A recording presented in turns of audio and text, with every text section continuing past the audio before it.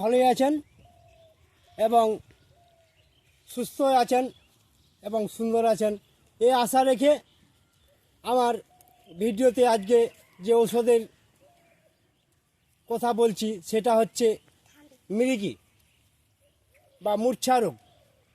যদি কারো মৃগী রোগ হয়ে থাকে তাহলে আপনারা কি করবেন, আজকে আপনাদেরকে সরল এবং সহজ পদ্ধতি আমি বলে দিচ্ছি কি করলে মৃগী রোগ ভালো হবে।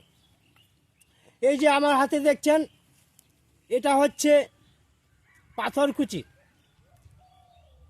এই পাথরকুচির পাতার রস 2 চামচ 1 গ্লাস জলের মধ্যে ভালোভাবে ফেট করে বা মিলিয়ে প্রতিদিন একবার করে খেতে হবে।